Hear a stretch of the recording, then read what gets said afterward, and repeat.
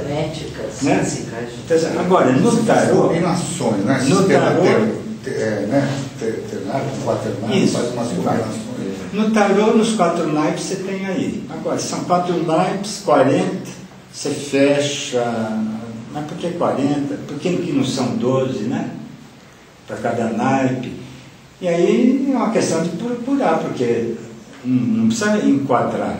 Mas ao estabelecer essas relações, aí cada um vai fazer de acordo com o repertório que tem. Quer dizer que se você está dentro de uma visão, por exemplo, chinesa, de 5 elementos, para tentar traduzir o tarô, vai ser muito mais complicado. Você está dentro de um universo de significação, fazer conta. Não quer dizer que não possa, mas deve ter um trabalho. Por exemplo, 22 letras do alfabeto hebraico. São 22 arcanos maiores que surgem no começo do milênio, quando muçulmanos, cristãos e islâmicos se davam muito bem no começo da formação universitária. Foi um período de ouro lá em que as civilizações se encontraram. Surge o tarô nesse período, não tem arcanos maiores antes. Vai lá, abre tumba egípcia, não sei o que, você não encontra tarô, muito menos arcanos maiores. Quer dizer, uma coisa ali. 22. Pode associar as 22 letras do alfabeto hebraico? Pode. Mas vai fazer isso. Então cada um fala uma versão. Até foi interessante.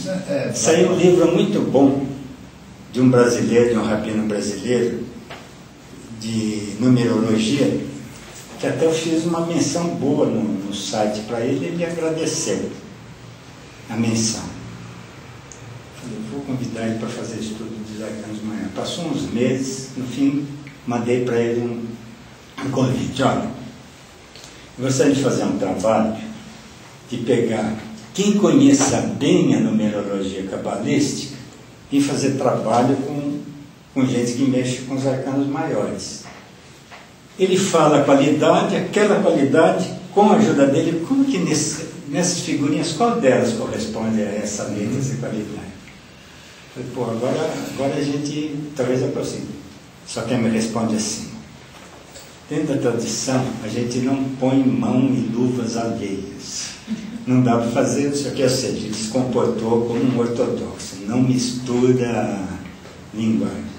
Então eu estou atrás de um judeu competente que faça essa associação. jamais flexível. Não quer dizer que não possa, mas você vê quem poderia, nessa bagunça de hoje, que todo mundo fala todo, que poderia pegar, trazer, não trouxe. Mas a gente também pode fazer. Então eu respondi para ele, lembrando essa historinha dos judeus, assim, quando eu falei, ó, de qualquer forma você vai ser patrono desse estudo, porque nós vamos usar seu livro. Quer dizer, a hora que tiver alguém que... Seria bom se fosse uma coisa espontânea, assim, porque que quem estivesse envolvido nisso não fizesse a associação que se faz comumente, porque inúmeros baralhos associam a letra X à carta X. Esse que era ideal, porque ele conhece alguma coisa e vai ter um novo. Esse exercício. Quem é muito bom, eu acho interessante, que ele trabalha até com o tarô e com a cabala, e uma das cabalas que existem, que ele pôs uma certa coerência e criou um sistema que eu acho que dos cabalistas, pelo menos brasileiros que eu conheço, é o Marcelo Bueno do Rio de Janeiro, só que ele é do Rio de Janeiro. Eventualmente, ele está em São Paulo. Ele dá curso aqui. Ele entende, de uma certa maneira, das estruturas, né? Mas eu acho que muito de cabala, porque ele estuda cabala profundamente. o legal era pegar alguém que entendesse muito de cabala e nada de tarô. Isso. E outro que entendesse muito de tarô e nada de cabala. Foi como propósito. Olha, eu imaginei que isso já tivesse sido feito, porque você pega o papista, daquele você vai pondo assim. Olha, uma Pois coisa é a é. seguinte. Pois é, mas aí tem que ser alguém Você que tem saiba. certeza que ele teve com a ortodoxia hebraica para fazer isso? Ou como qualquer um hoje aqui pega um livrinho de quem fez não sei o que e faz associação? Esse que é o problema dessa mistura, né, que a gente não sabe. Eu já fiz isso, né, de pôr assim, acho que tem 4 ou 5 sistemas, né? Só que as letras mudam, de um lado para o outro, você não sabe qual que está certo. Agora, ao mesmo tempo, eu fico me perguntando, tudo bem, eu estudei cabala, um ótimo professor de cabala, sem ser judeu, mas um ótimo professor de cabala. Foi muito bom para mim ter feito esse curso de cabala. uma experiência particular, espiritual, bastante profundo, bem forte mesmo. Agora, por que eu tenho que aplicar a Cabala ao tarô? É isso que eu não entendo. O que pode me sugerir para mim, isso eu estou falando como verbo, né? O que pode sugerir para mim que a sacerdotisa está relacionada à letra Bet, lá em cima? Eu prefiro fazer um curso de Cabala do que unir. Claro que eu posso. Porque também, se eu quiser saber da Cabala, eu posso pegar o tarô e não fazer a mistura do tarô cabalístico e fazer um método da árvore da vida e ver. Existem métodos, né? Como é que está o Malkuth, como é que está. Né? Então, acho que fica o que existe é uma tentativa de intelectualizar, né? Num certo sentido, o tarô para dar uma validade para ele espiritual. E ele é exotérico com X. Né? Ele tem um lado exotérico com X, né?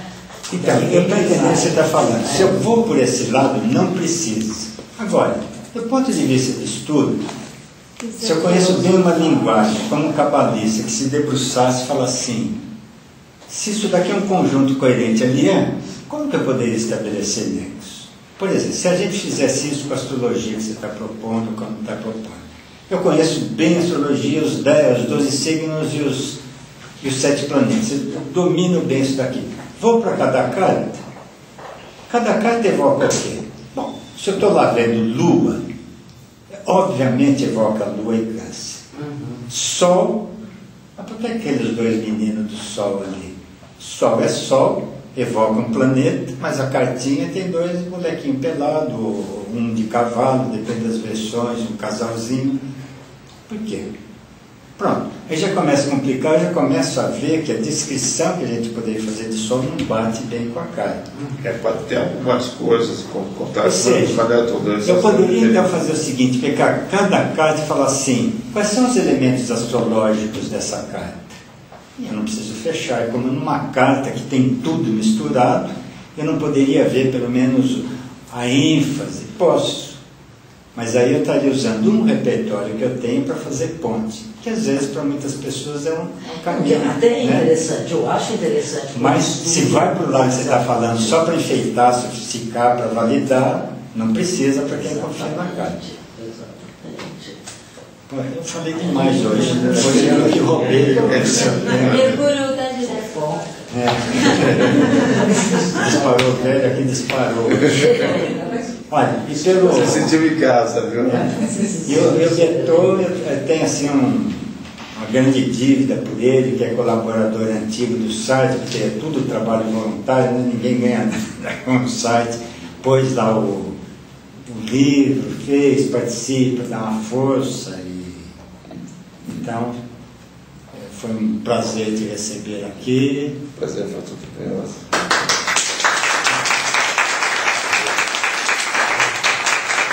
Esse estímulo de pensar, você vê quanta conversa que deu, de ver os esforços que faz, de relação, quer dizer, tudo isso fica em aberto para a gente.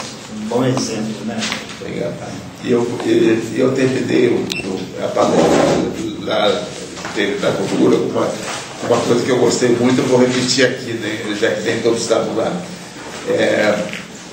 Eu me lembro muito de um pôster que tinha da década de 70, de um macaquinho bonito, eu não sei, um chimpanzé com aquela cara de pensador assim, falando o seguinte: no momento em que eu tive todas as minhas questões respondidas, mudaram-se todas as minhas perguntas. Isso é ótimo. É verdade. Eu espero que isso Eu estou de carro, eu dou carona para vocês. Eu estou de carro, eu dou carona.